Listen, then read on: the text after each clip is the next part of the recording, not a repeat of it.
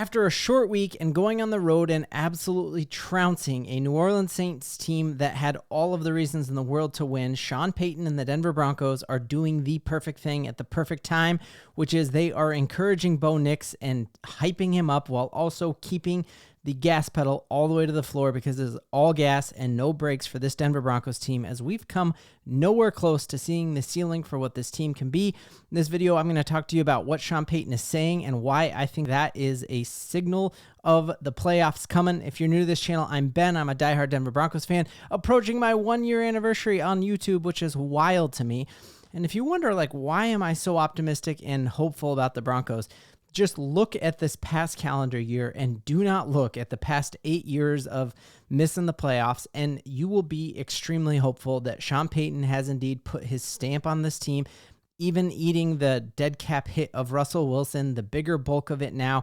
We have lost 3 games this season, all within 1-score games to probable playoff teams, and then have gone on the road and won 3 of our 4.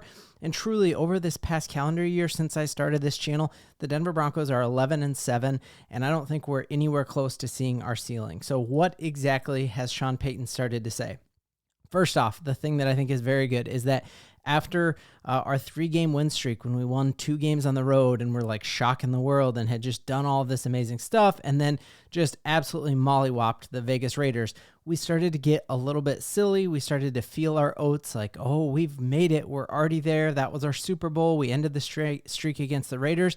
And there was all that stuff going on with Ferris Bueller and Sean Payton kind of poking at Bo Nix, and Bo Nix calling him Dennis the Menace. And it just got a little bit silly, which is totally fine in the offseason. It's totally fine at camp, but we haven't done anything yet. And so you see that Sean Payton is keeping that intensity now, that we're like spray painting logos on our field and we are back at compete streak. And so you see Sean Payton, even with one of the more lopsided away game victories on a Thursday night football game in the history of Thursday night football, that's not good enough for him. And he even said, hey, we haven't arrived yet. We've got a lot of things that we have to be better at.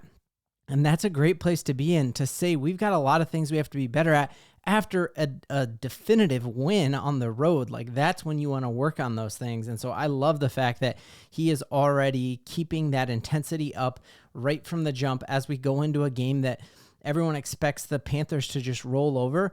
And that's fine for us to say as content creators and as Broncos fans, but we need the Broncos to keep the intensity up, and I think they will. Then on the other side of the ball, you see all of these people talking about how unrefined Bo Nix's throwing mechanics are and how bad his footwork is, and he's sailing passes or underthrowing passes and how he's a bust, right? Like, you hear that all the time. I can't tell you the number of people who've texted me the picture of Bo Nix splitting the gap between 2 receivers, and like all the haters for Broncos country are saying that when Patrick Mahomes does the same thing, and people are like, oh, Jim, look at Pat. He's so good. He's already 2 steps ahead. It's just wild, right? But you see Sean Payton come in now and be like, well, actually, we don't want to overcoach Bo, because we see things that he is doing that is good. And so we don't want to overcoach Bo Nix. And so I love this fact that you're encouraging your future franchise quarterback, coming out and being like, this kid is going to be special, coming out and just all of the hype that he has had for Bo Nix, saying, I'm going to be better at evaluating quarterback talent. I tricked the whole NFL to make sure that Bo Nix landed with us. You still see him keeping Bo Nix's confidence and say, you know what, I don't want to overcoach him. And so I think he is truly threading that needle perfectly of how can you encourage Bo Nix to keep getting better. And that's saying like, hey, we have a lot of things we need to get better. But then also being like, hey, I don't want to overcoach it and make him overthink it. And we're going to keep working on these things. So I think one of the new wrinkles that's going to enable Bo to just have a really, really wide landing strip here, and he's going to have so much time to develop, is that he actually has completely shocked not only the NFL with his foot speed and his ability to be a designed runner, but he's also shocked Sean Payton. Sean Payton came out and said, hey, we actually were very, very surprised, and he was even more athletic and faster than we thought he was coming out of the draft. If you think about your typical pro day, you're not seeing them just do a full-out 40-yard dash. Now, if you watched what Jordan Palmer was saying about him out of college, he was saying, well, when he was at Auburn, he would beat the cornerbacks and wide receivers in all of the sprints down the field, and those are SEC dudes, right? So we knew that Bo Nix was sneaky fast. And now as we see advanced analytics, we're seeing that Bo Nix is crazy fast. And we saw that on Sunday, and we saw him have a little bit of dog in him these past 2 games, the game against the Chargers where he beat the one guy on that really amazing run where he avoided the sack and went up the left side there and kind of was looking back at the guy like, hey, I gotcha. He was pointing at him. And then this last game against the Saints, a guy's trying to strip him of the ball from behind, and he gets up and he like offers him the ball, kind of like a braggadocious swagger to him that I absolutely loved. And you just look at this and like, it shouldn't surprise you that you look at him in college and he did have the escapability and the finishing speed to get in the open field and go with it. And so if he can stay healthy by doing this and being a designed runner, I think what we saw on Sunday with our running game just completely opening up, seeing Javonte Williams go off and truly should have had 100 yards rushing and 2 tugs. That's because you now are accounting for 2 guys in the backfield who can run the ball.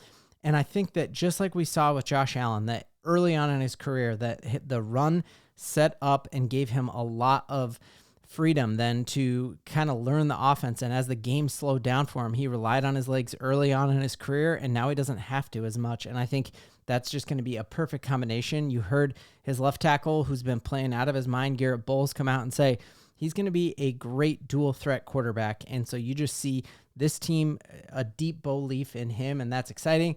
Other thing that we're seeing that has me crazy hyped is just how over my expectations of Troy Franklin he's been. I had crazy high expectations of Troy Franklin after the draft because Bo Nix vouched for him. We made moves to go up and get him. Seemed like he fell to us, and there were times when Troy Franklin was rumored to be a first-round draft pick, and you're like, how on earth did he fall to us? And then throughout training camp, he was kind of, there were talks that he might even get waived and that he might not make it, or we're going to try to put him in the practice squad. And for our first 2 games, he wasn't even dressed. He was in street clothes up in a booth watching the game. And he has come on and looked like he already has that chemistry with Bo Nix that we are hoping to see. And so I just love the fact that we're going to continue to see him take steps forward in his developmental arc along with Bo Nix. And that is why you got to be insanely hyped that if we beat the Panthers on Sunday, which we should do, we're talking about a team that has all of the wind at our back. We've already gone on three game winning streaks this year. We've already won on the road more than we've won at home. And I think we go into Baltimore and then go into Kansas City with all the confidence in the world and hopefully a fairly healthy squad, knowing that we're getting Pat Surtain back from injury. We had Browning back. McGlinchey was able to push his timetable and was able to be back from his knee injury and was back on Thursday Night Football, and that's insanely exciting. We also are now hearing truly that like Sean Payton and George Paton aren't buying into all of the talk that like this is a rebuilding year. And this isn't like breaking news. If you've been following what Sean has been saying all offseason, none of us thought he was trying to rebuild. He said he was holding 2 middle fingers to everyone who said he was going to be bad. Said the next time I win 7 games, it'll be my first time. So I have known he didn't want to rebuild, but now he's saying more and more things about, hey, we're going to make the playoffs this year, and the rest of the team buying into that as well. And so do not be surprised if we are 15 days away from the NFL trade deadline. Whatever happens with the Browns this weekend, you could see tight ends on the move with the Njoku, with Ingram out of Jacksonville. I mean, I think it'd be amazing if somehow we could land Kyle Pitts, but I just think we are going to be insanely good, and we're going to be buyers at the trade deadline. Other things that make me really excited about the Broncos making the playoffs this year is that one of the teams we're going to need to be battling against is the Indianapolis Colts, who are right there neck and neck with us. And if the season were to end today, the Colts would make the playoffs and we would be out. But I think the Colts have a much more difficult next 5 games than we do, and we still get a head-to-head with them. So the Colts have to play the Texans, go to the Vikings, play the Bills, play the Jets, who I think are truly in like a win now or blow that thing up thing.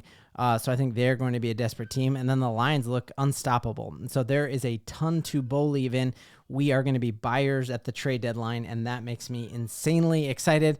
And we have a ton to believe in.